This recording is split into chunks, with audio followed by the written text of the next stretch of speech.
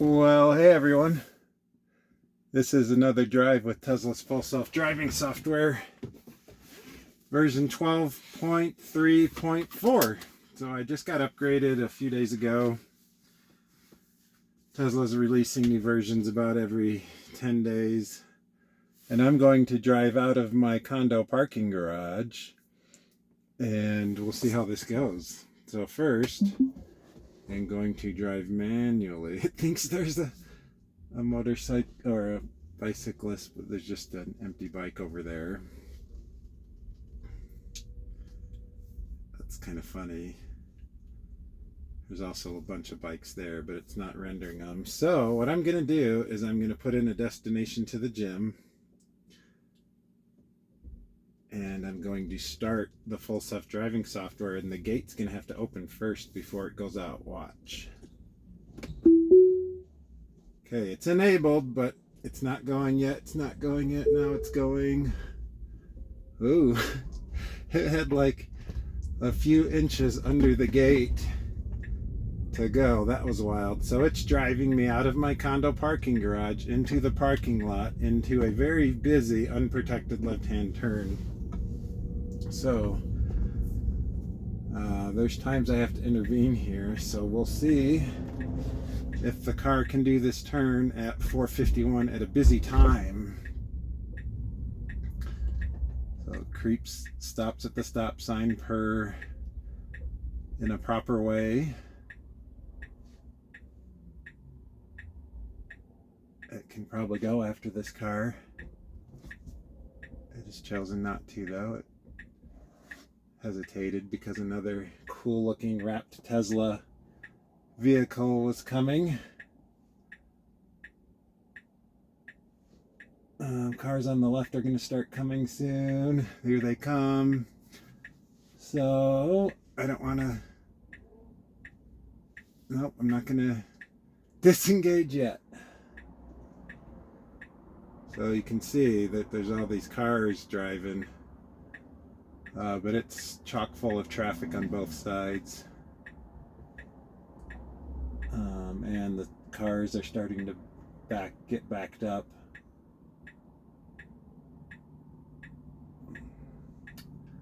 So the left turn I have to make, the car usually makes a very sharp turn, and I am not sure that the car has what it takes to get over there. So I may have to disengage and kind of wiggle my way in.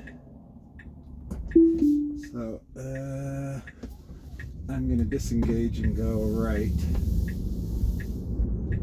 That was going to be too hard for the car to do, unfortunately. So that's something for improvement for the future. But as a human driver, when it's busy like that and things are getting backed up, I kind of have to abort and take a route that's not impossible. I could have been waiting there 10 to 15 minutes before I would have even found an opening. So as Tesla's software improves, I'll take it to that left-hand turn once I've tried it a few times and verified that it is improving, and see what it does. But I think what it's going to have to do in situations like that is reroute itself and take a right turn. That's much easier than an unprotected left-hand turn, and then go down a side street like this. It's going to take longer. It's going to take longer to go this way. That's okay, because it would have taken 10 plus minutes to sit at that unprotected left-hand turn. Here's a roundabout. Let's see how it does.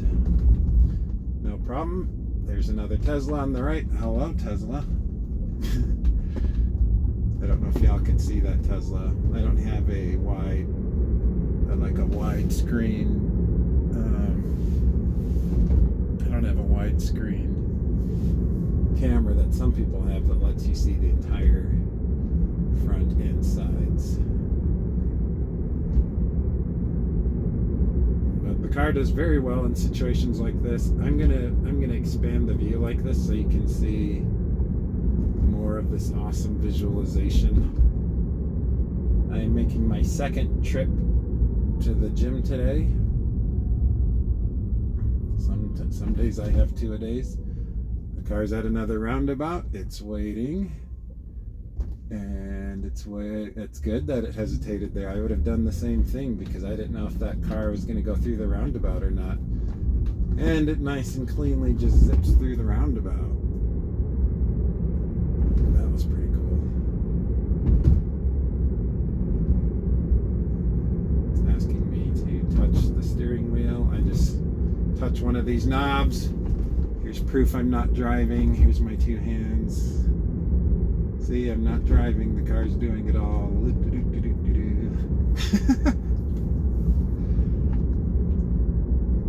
I just put my hands right here. But then I could be using my knee to do it, so it's like, okay. But I'm not. The car's doing everything.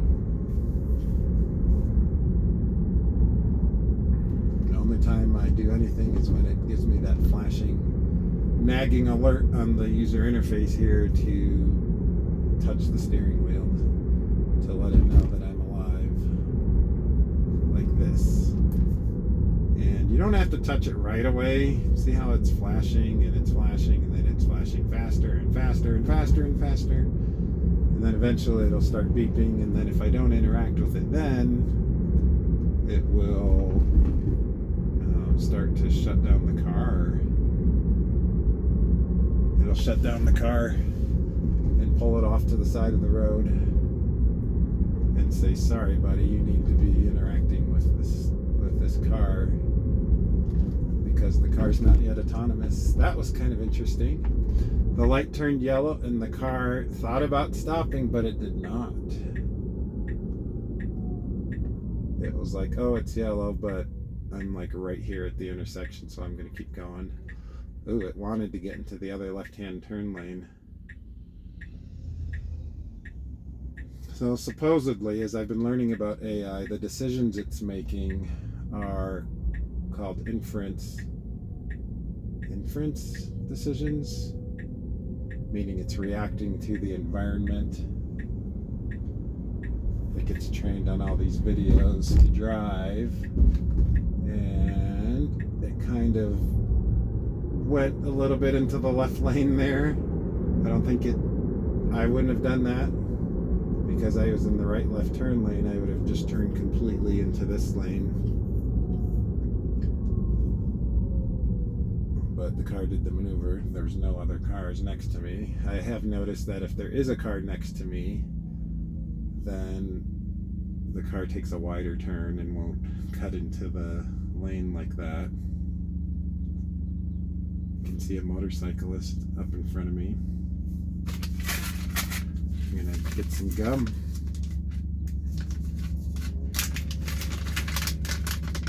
This version has some improvements.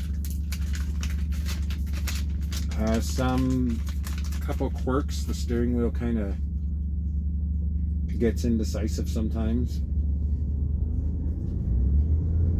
I have about 6 more days until my trial is over for this full self-driving software, and then it'll be $99 a month.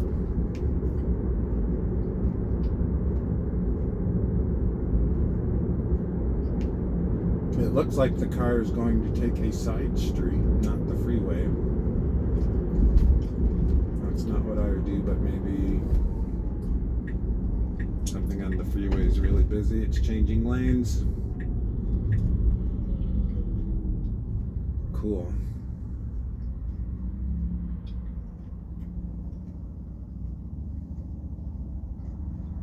It's pretty slick when it changes lanes. It'll nudge itself like right at the perfect time. It's pretty impressive when there's like really busy traffic and it has to change a lane. It missed an exit once. I wanted to see what it would do in a case where there's a lot of cars, and so one thing it needs to do is get into an appropriate lane quicker, especially when there's busy traffic. These are things that will come with time as the software improves. It is now being a little indecisive.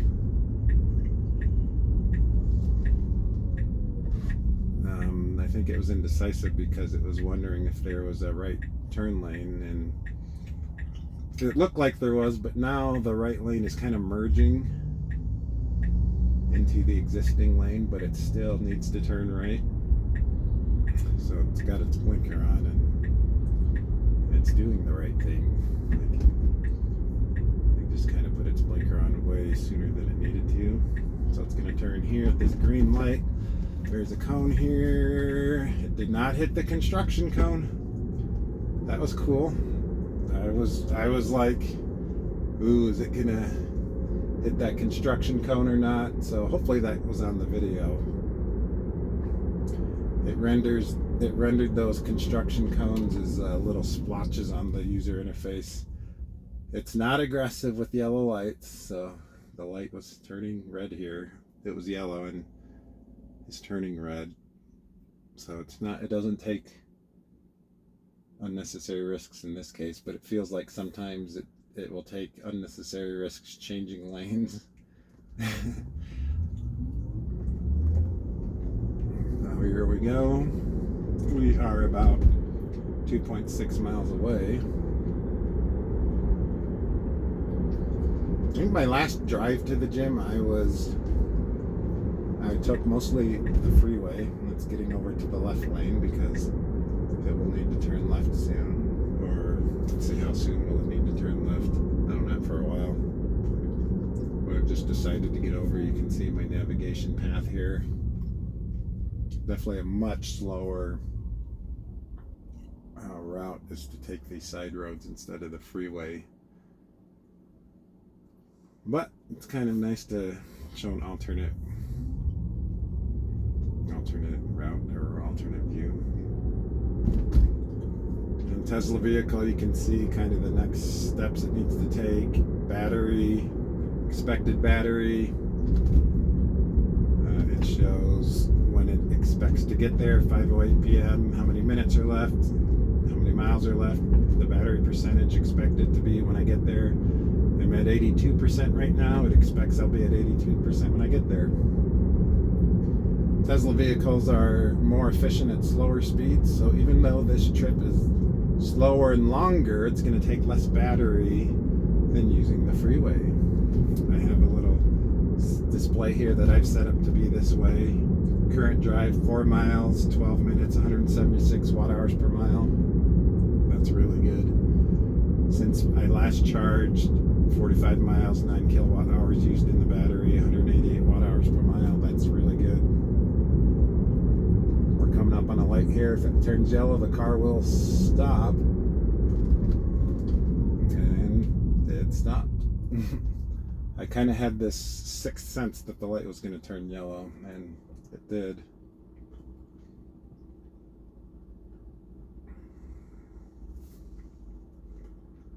So we'll put the display back like that.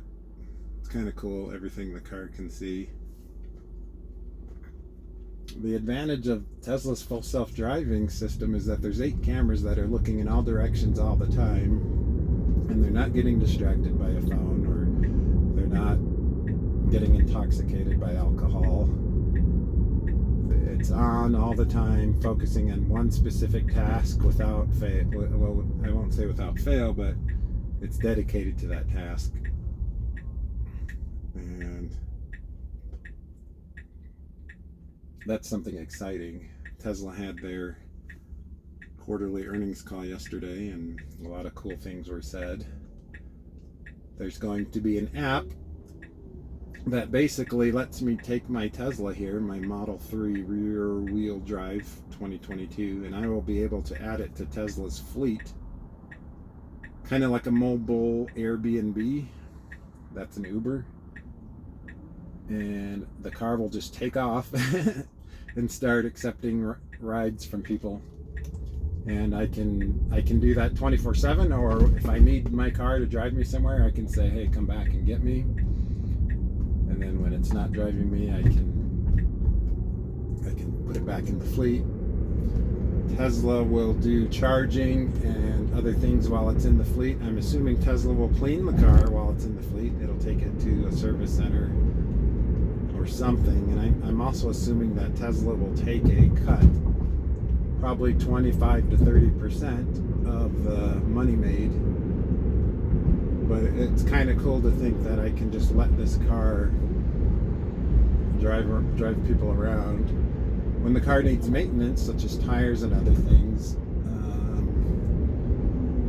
if the car is kind of just always in the fleet and needs new tires and there's a notification for tires, like how does that work? I guess Tesla may put new tires on the car and just bill you for the tires. I'm assuming that I would just get billed for the tires, but it would be cool if Tesla just put the new tires on and used the most longest range tires possible. I think that's what Tesla will end up doing. Or if there's maintenance costs, like there's an air filter that needs to be changed, then you just get charged for it, and Tesla will take care of it. If there's probably an option to do all of that. The light's red here, so the car is stopping, and now it's going. And the car missed a pothole. It usually hits a little small pothole there, but not that time. That was cool.